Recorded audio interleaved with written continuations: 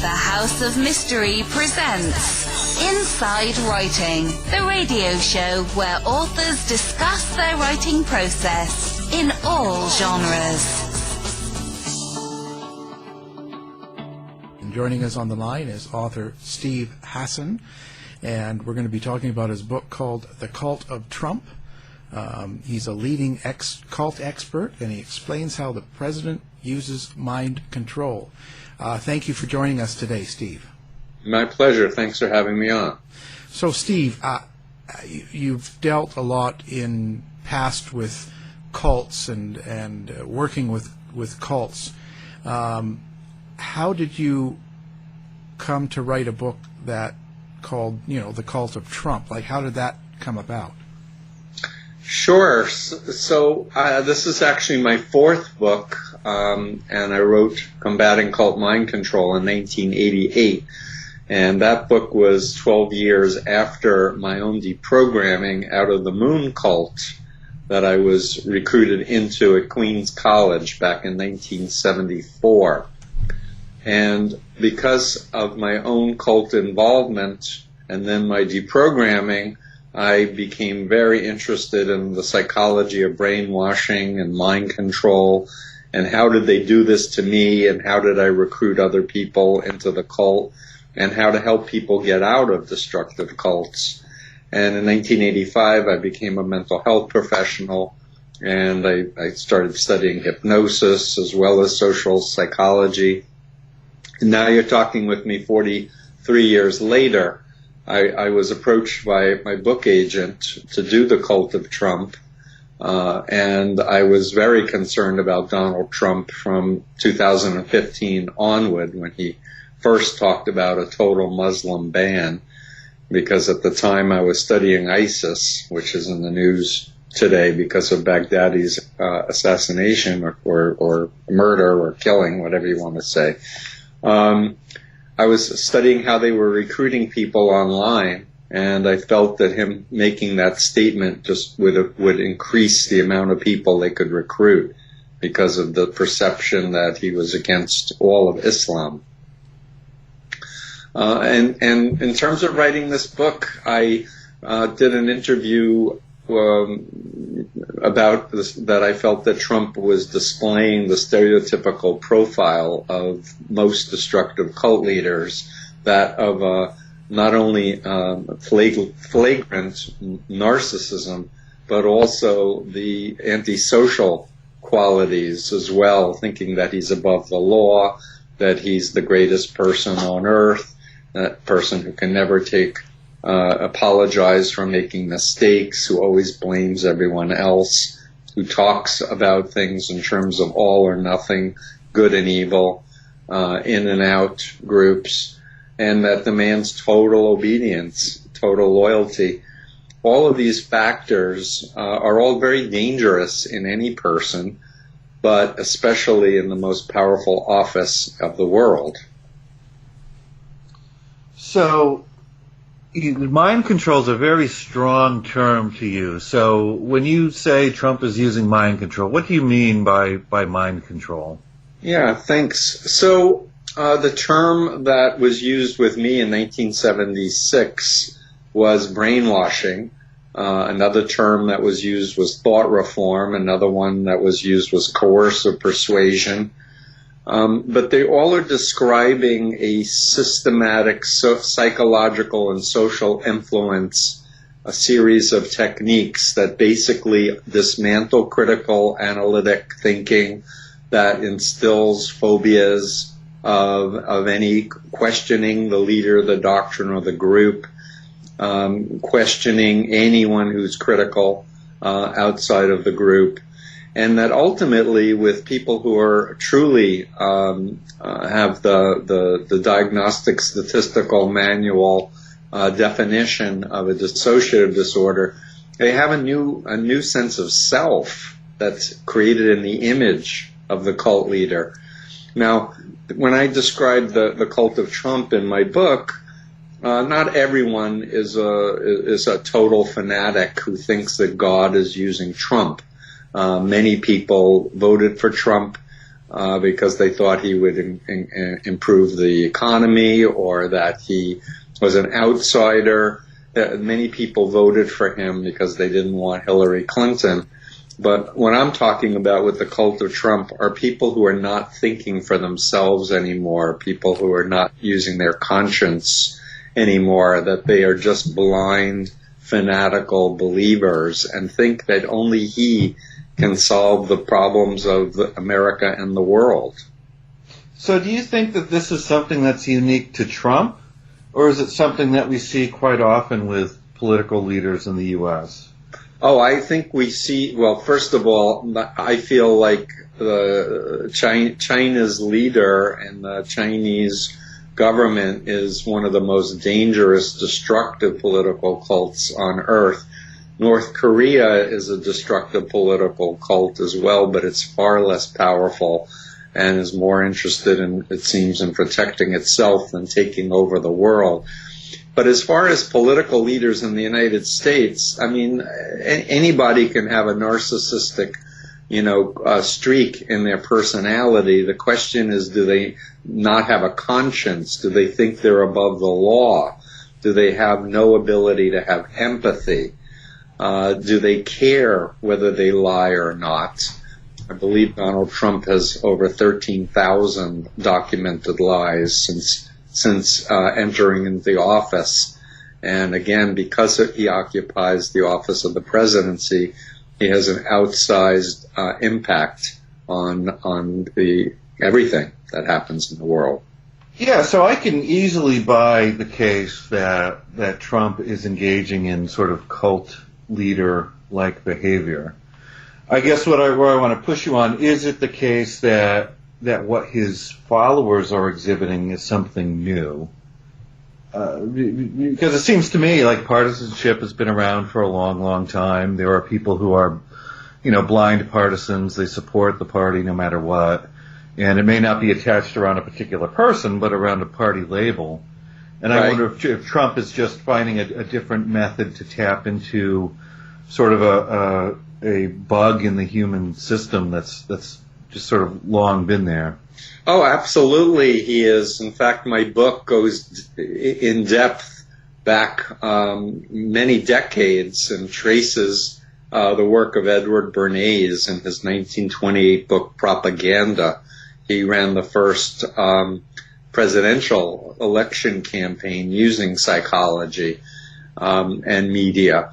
But what we see with today with the digital platforms, with what we see with television, and as I write in the book, the concentration of media conglomerates who are more focused on ratings and money than they are on the public good, where there seems to be a disregard for factual reporting. And fact-checking and apologizing if you get something wrong, where people are emotionally being appealed to more than they are being given actual facts to base their opinions on. I also believe that Donald Trump has been using specific linguistic techniques, like I write about in the book, Neuro-Linguistic Programming, where he's creating very powerful, emotionally laden images in people's minds and repeating them over and over and over again. For example, fake news.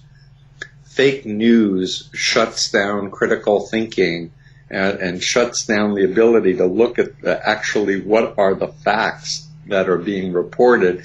Do they hold up? Is the source credible? It's just a global label or enemy of the people for calling the free press enemy of the people.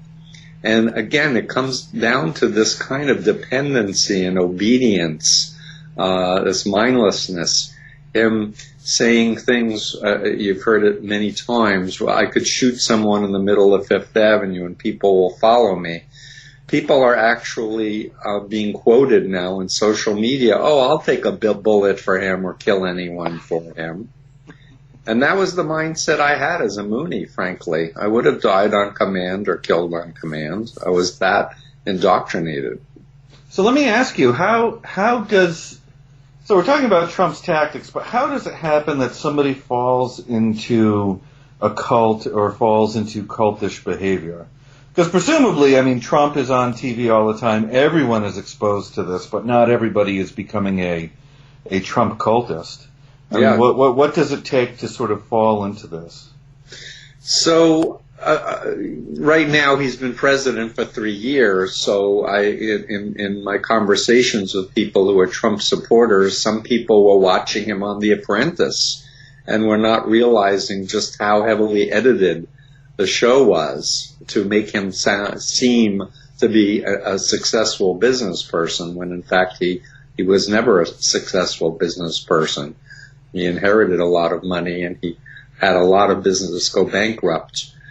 But essentially, the number one technique that cult leaders use or cult recruiters use is deception. That they tell the person what they think the person is willing to swallow or what they want to hear, and then they spoon feed them and incrementally start indoctrinating them. Trump in particular loves to do rallies. I believe he's done over 500 rallies. No president has ever done anything remotely close to that. But these are emotionally powerful experiences of bonding, getting people together, again, wearing the clothing, having the logo, the red hat, of course, which is on the cover of my book, using the language. But the thing that's so different than when I was in a cult is that people have smartphones. People are wired 24/7 unless they turn off the internet to constant reinforcement and indoctrination. Another thing that's different from many years ago is that everyone seems to be chronically sleep deprived. We now know scientifically, medically, that we need 7 to 9 hours of sleep on the average. And you know if you're sleep deprived if you wake up and you're not feeling refreshed. And because many people are so stressed and they're working a lot of jobs, long hours, it really impedes the mind's ability to think clearly and analytically. So that's another thing that's going on. But I would say overall, ignorance about how the mind works and how social psychology works and how propaganda and disinformation works are some of the things that make the average person susceptible to being mind controlled. Is anybody susceptible to this, or so you say the average person? Can it happen to anyone, or are there certain markers that we would look for in a person in advance that would tell us that person is probably prone to being indoctrinated? So there are many different factors, as I've been doing this work for over 4 decades, but I can say that the average person wants to kind of blame the victim. Oh, you got into a cult because you're stupid, or you got into a cult because you're weak. You got into a cult because you were looking for someone to tell you how to live or what to believe. And that's not the case. People get deceived into thinking that either their life is going to be improved, or society is going to be improved, or the world is going to be improved. And essentially, it's a step-by-step indoctrination. If someone close to you dies recently, or you go through a divorce, or you move to a new city, state, or country, or you graduate schools, you're going to be more susceptible to somebody new in your life telling you a positive, message, kind of love bombing you and such. But I would also say that people who are raised in kind of authoritarian families and religious groups may be more susceptible as well, because they're kind of not heavily encouraged to be independent-minded, but rather to follow rules or follow the Bible in a kind of obedient way. I would also say that there are some people who are high hypnotizable.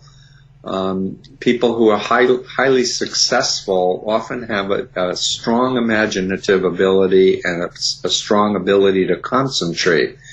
And high hypnotizables, therefore, can be co-opted and made less critically thinking and indoctrinated. So I would say those are a number of the factors that can predispose someone. But the number one vulnerability is just ignorance about what is a cult, what is mind control, how does it work, and the realization that most everybody is susceptible at the right time in the right way.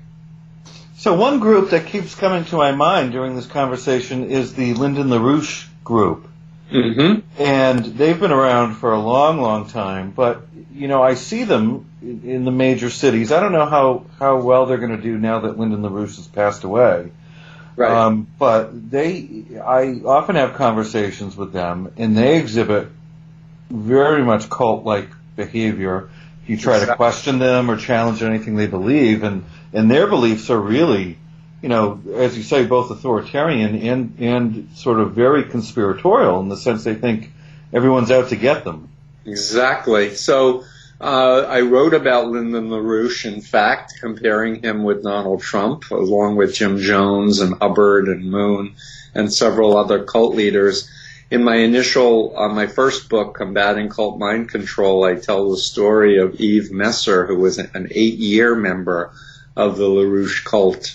And he wrote a review of the cult of Trump recently, and he connected it with the BITE model, which is my model for mind control. The B stands for behavior control, the I stands for information control, then there's thought control and emotional control, BITE. He goes through the BITE model with LaRouche, and I go through the BITE model and apply it to Trump in my book. So, you know, one thing when we think about cults is that you would have this small group meeting somewhere, and that they would be getting together often, that they would have some sort of contact with the cult leader directly. But here with Trump, it's largely a mediated experience. I mean, on the one hand, you know, he is doing these rallies where people can go see him in person. But most people aren't going to see him in person. Most people are going to see him through the television, on the radio, on the internet. Exactly. So is it a different model when it's going through through the media? No. Well, I mean, the media amplifies and intensifies the influence. But most people never met Moon or Hubbard or LaRouche in person, and each would have their way of dispensing the propaganda that members would have to memorize or learn and go out and recruit other people. What's so different, I think, today is the fact that we're living in a digital age where things are happening 24/7 via Twitter, where there are major cable TV shows and broadcasting shows and radio shows and religious broadcasting shows that are all doing the Trump policy messaging, and it's very, very concerning. I might add that I learned in researching this book about a concept called fourth generation warfare, which was a term and a strategy developed by an American military strategist, William Lind, in the 1980s. But it's a form of making people confused, overwhelming people, getting people to not believe in leaders or institutions, to disorient people so that they will accept an authoritarian message. And I truly believe that Russia is doing this warfare on us. Iran is probably doing this on us. China is probably doing this on us. And there are a group of totalist Christian-esque cults that I believe are doing it on us because they want to impose their version of religion on us and undo the separation of church and state and undermine the Constitution of the United States.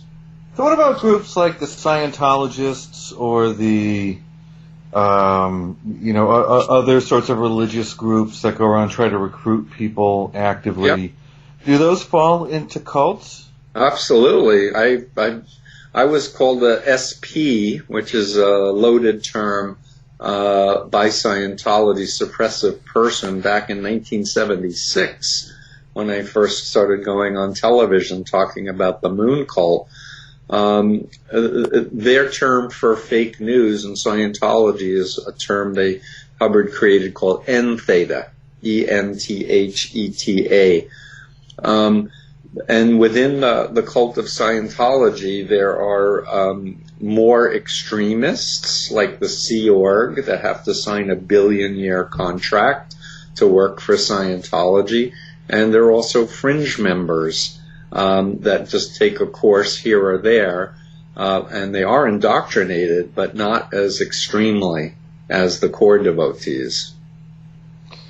So, I might add that Scientology supports Trump, Moon supports Trump. Some young Moon died, but his sons support Trump.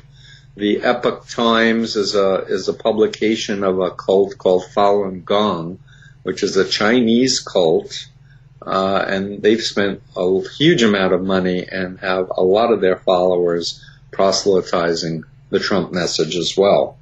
So, in other words, there are cults in the cult of Trump, and their leadership are telling their followers basically to support Donald Trump and what he says and does.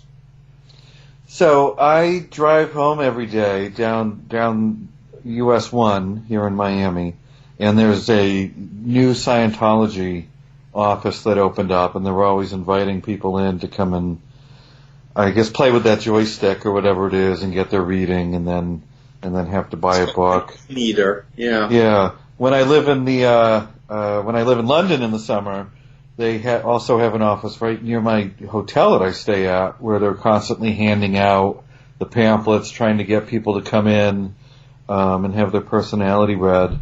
I mean, is there some sort of marker for the person who's going to take that initial bait and be like, sure, I'd like to come in?